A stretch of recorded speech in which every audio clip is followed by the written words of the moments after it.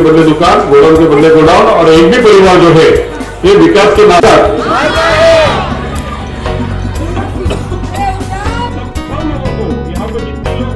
पूरी धारावी है, पूरे धारावी के सामने मैं वादा करता हूँ कि आज मैं आपको सिर्फ एक किचन दे रहा हूँ, लेकिन अगर मैं जीतता हूँ तो धारावी के हर एक परिवार को, हर एक व्यक्ति को इस किचन के साथ में उसकी चाबी भी मिलेगी, घर की चाबी मिलेगी, दुकान की चाबी मिलेगी।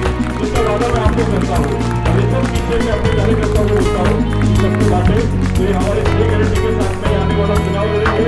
हमारे पास योग कम है, लेकिन हमारे नेतृत्व में दम है, हमारे सीने में दम है। तो मेरी जो टीम है मैं सबको इन्वाइट करता हूँ, और यहाँ पे जितने लोग खड़े हैं सब धारावी है, तो मेरे साथ सब लोग बोलो, आप लड़ेगी धारावी, लड़ेगी धारावी, लड़ेगी धारावी। बहुत बहुत धन्यवाद।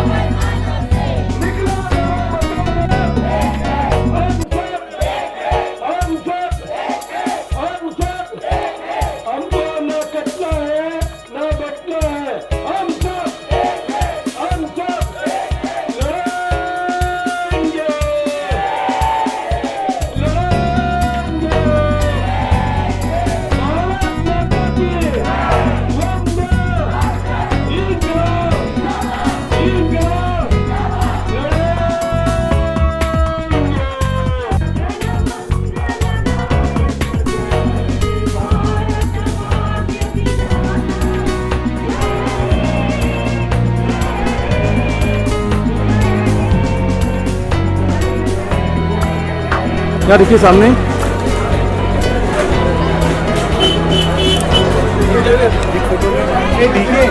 ये वाले एनवायरमेंट भी कैप्चर करके रील में डाल मीडिया इंटरैक्शन।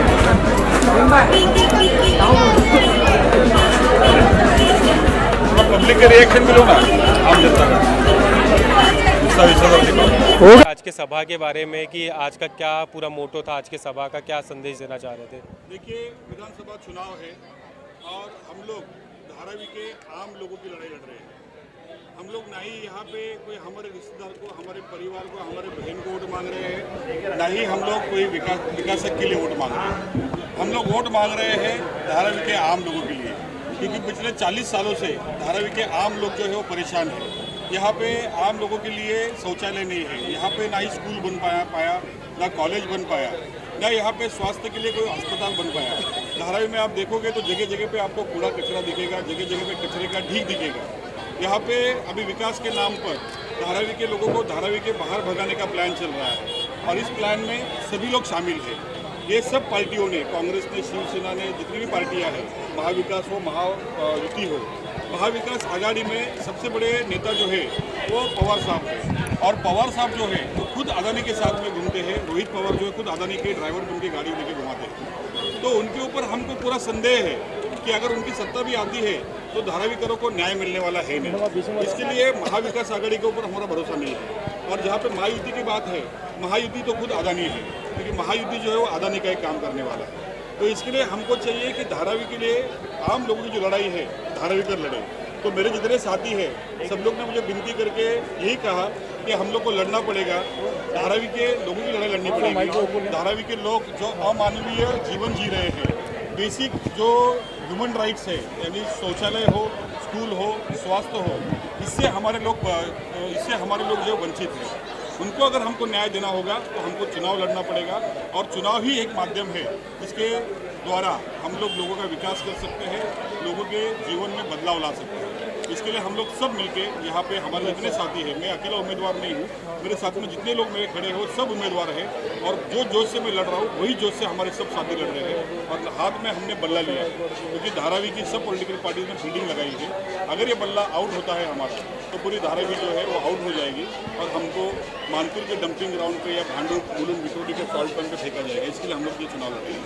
इस बार के चुनाव में कौन कौन से धारावी के लिए बड़े मुद्दे हैं जिनको आप पकड़ के चुनाव के इस क्षेत्र में आए हुए हैं? देखिए, यहाँ पे जो विधायिका है उनका परिवार 40 साल से राज कर रहा है, लेकिन यहाँ पे 40 साल में कुछ विकास नहीं हुआ। इसके लिए हमने सबसे पहला उनको यही सवाल पूछा कि हमको पिछले 40 साल का हिसाब दो। लेकिन पिछले 40 सालों में यहाँ पे ना शौचालय बन पाया, ना स्कूल बन पाया, ना अस्पताल बन पाया। यहाँ के अगर आप कचरे की अवस्था देखोगी तो बहुत खराब है। लेकिन आप वो कौन सा मुद्दा लेके आई है? अदानी हटाओ, धारावी बचाओ। धारावी के लोग जो है यहाँ पे हमारे यहाँ पे सनराइज भी नहीं पूछते, मतलब सूरज की किरण भी हमारे घर पे नहीं पूछते। ऐसी ज़िंदगी हम लोग जी रहे हैं। तो हमको सबको विकास चाहिए, लेकिन विकास के नाम पर धारावी के बाहर हमको जाना नहीं है। धारावी के हर एक परिवार को घर के बदले घर मिले, दुकान के बदले दुकान मिले। ये लड़ाई में पिछले 10-12 साल से लड़ रहा हूँ। पहले मैं लड़ाई वर्षा गायकवाड़ के खिलाफ ही लड़ता था, क्योंकि वही यहाँ से 40-20 साल से वही विधायक रही है, वही यहाँ पे मंत्री रही है, और पूरी पॉलिसी जो है वो उनके कार्यकाल में बनी है। लेकिन आज वो मैदान पे उतरती है और लोगों को बोलती है अदानी हटाओ, धारावी बचाओ, धारावी के लोग बाहर भेजेंगे। तो धारावी के लोगों को उनके ऊपर भरोसा नहीं है, और धारावी के लोगों के साथ में उन्होंने पहले धोखाधड़ी की थी, क्योंकि उनकी बहन जो है ज्योति गिरी गोसावी, उनका नाम उसने चेंज कर दिया है, उसका एड्रेस चेंज कर दिया है, और जून 2024 में ये सब कारनामा करने के बाद में अब वो धारावी की बेटी बनकर धारावी के लोगों के सामने आकर वोट मांग रहा है। ये सबसे बड़ी धोखाधड़ी है। अगर आपके शपथ पत्र की बात करें तो कौन कौन सी बड़ी घोषणाएं हैं आपकी तरफ से जो आप चुनाव अगर जीत के आते तो जनता को उसका फ़ायदा मिले? इसके लिए हमने शपथ पत्र 500 रुपये के बॉन्ड पेपर बनाया है। ये धारावी के सभी लोगों को ये बॉन्ड पेपर के माध्यम से 6 गारंटियाँ जो है, ये मैंने 6 गारंटी जो है धारावी के लोगों को दी है। इसमें सबसे पहली गारंटी ये है कि धारावी के सभी लोगों को 24 घंटा और मुफ्त शौचालय मिले, क्योंकि यहाँ पे शौचालय माफिया है और यहाँ पे 12 बजे शौचालय बंद किया जाता है और सुबह 5 बजे खोला जाता है। तो 12 के बाद में अगर किसी को टॉयलेट आती है तो उसको अपने घर में ही करनी पड़ती है, और उसकी वजह से बीमारी बढ़ती है। दूसरी गारंटी यहाँ पे मैंने शिक्षा के लिए, स्वास्थ्य के लिए दी है, क्योंकि स्वास्थ्य की यहाँ की ऐसी व्यवस्था है कि यहाँ पे नया अस्पताल नहीं बन पाया, यहाँ पे कोई हेल्थ क्लिनिक नहीं है, कुछ नहीं है। धारावी के लोगों को साइन हॉस्पिटल जाना पड़ता है, एक बेड पे 3-3 लोग को लेटना पड़ता है, 3-3 सोना पड़ता है, और प्राइवेट अस्पताल में जाओगे तो लाखों रुपया बिल लेके वो लोग लूटते हैं। तो इसके लिए हमने यहाँ पे स्वास्थ्य गारंटी दी। शिक्षा के लिए यहाँ पे एजुकेशन मिनिस्टर रहते हुए भी वर्षा गायकवाड़ ने कोई भी स्कूल कॉलेज यहाँ पे नहीं बनाया। धारावी के लोगों को धारावी के नाम पर धारावी के बाहर एडमिशन नहीं मिलता। ऐसे काफ़ी लोग हैं, खाली पिन कोड की वजह से उनको एडमिशन नहीं मिलता, ऐसी परिस्थिति है। तो धारावी के बच्चों के भविष्य के लिए हम लोग धारावी में एक आधुनिक करियर लैब बनाने की कोशिश करेंगे, जिसके धारावी के बच्चों को आगे क्या करना है वो पता चले। हमारी चौथी गारंटी जो है वो धारावी को कचरा मुक्त करने के लिए है, क्योंकि धारावी में जगह जगह पे कूड़ा कचरा है और उस कचरे से ही रोगराई फैलती है और लोग बीमार पड़ते हैं। तो हम लोग कचरे की योग्य प्लानिंग करेंगे और पूरा कूड़ादानी लगाएंगे।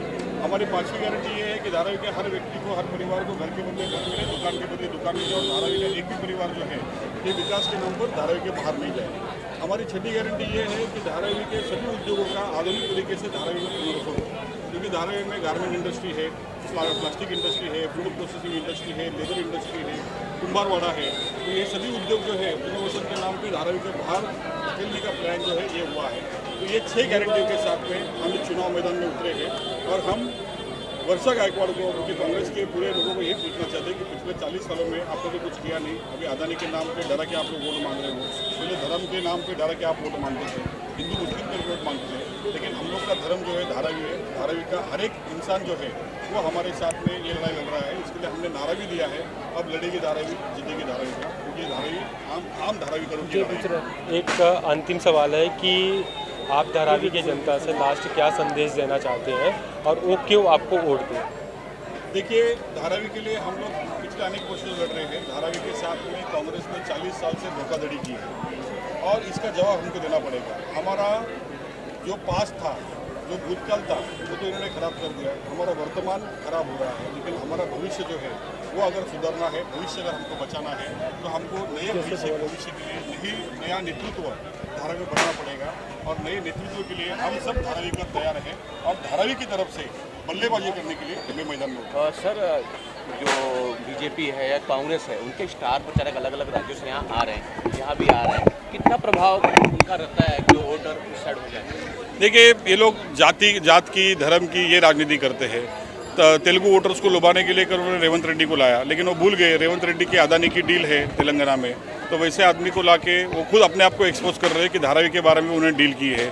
कल यहाँ पे माधवी लता आई थी, जो हिंदू मुस्लिम के लिए बहुत सुप्रसिद्ध है, जो हिंदू मुस्लिम हमेशा करती है, दंगे लगाने की बात करते हैं।